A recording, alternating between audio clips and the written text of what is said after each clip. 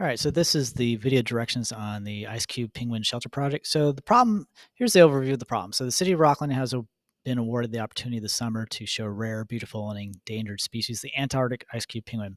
The penguin will be showcased at Springview Park from late July to mid-August. The average outdoor temperature will exceed 100 degrees Fahrenheit each day. The penguins are highly sensitive to such extreme temperatures and will need to be protected from the thermal energy being transferred to them. Your task is to use your knowledge of heat transfer and thermal energy to create a device that will prevent these penguins from being harmed by heat transfer from radiation, conduction, and convection. You'll work with a group to research how approved materials might work. You'll then design, plan, build, and test and improve a device that will keep the penguins safe. You'll have limited time, materials, and funds available to complete this task. Think creatively how to apply what you've learned so far to this new problem. If you are successful, your penguins will survive and enjoy their visit to Rockland. If not, yeah, they'll be a puddle. All right. So today, I passed out a paper called the Initial Individual Penguin Shelter Design Homework due Friday. Okay, so basically ignore that. That was just an old that was an old thing. Okay, so ignore that part. We're doing it in class. All right, so draw your ideal penguin shelter. Remember, your goal is to protect an Antarctic ice cube penguin from the extreme summer temperatures of Rockland. Drawing needs to include the labels as descriptions of the different parts. And two, you need to explain the following. How will your shelter protect against conduction, convection, radiation? Somewhere in your explanation, you need to use all 8 of our key terms at least once. Underline where the key terms are used: heat, thermal energy, temperature, conductor, insulator, radiation, conduction, convection. All right, so I showed everybody in class the container we're using to put the ice cube penguins in. So it's a big bin, and it's lined with a aluminum foil everywhere, and at the bottom is black felt. So what happens is these lights send out electromagnetic waves, which is visible light and infrared light, and it bounces everywhere off the foil. And so what happens is it heats the air inside to around 110 degrees Fahrenheit. So this drawing shows that. So here's the lamps, here's the foil sides, and here's the black felt. So the lamp warms the air to 110 degrees Fahrenheit. So there's 110 degrees Fahrenheit air all over in this container. And at the bottom, the temperature is around 140 degrees Fahrenheit. So the penguin has to survive these conditions. You don't want the penguin to melt away. It's a penguin made out of ice.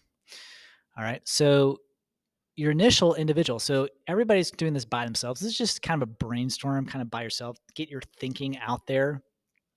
So on a piece of paper, the piece of paper I gave out on this, you're going to draw your individual design. Now, the only thing that's not really going to, the method that's not going to really happen is convection. Convection is not going to happen. It's going to be radiation, and conduction is the big one. So just a reminder, let's see if we get the reference notebook out.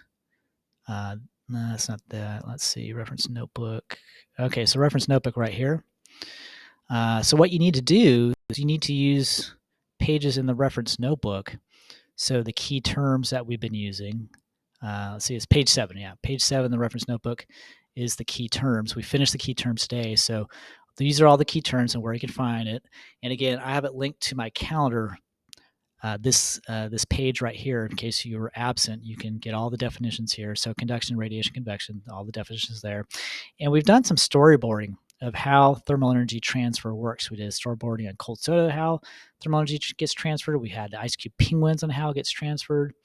And the last couple of days, we did storyboarding of how black, white, and red colors work with visible light and infrared light. And then we had our house with the air inside, and we measured various temperatures and basically how radiation affects the house, and radiation conduction, how it basically warms the roof of the house, and the roof of the house basically warms up the air molecules inside. So that's basically there. So those are the resources you need to use to plan your initial penguin shelter.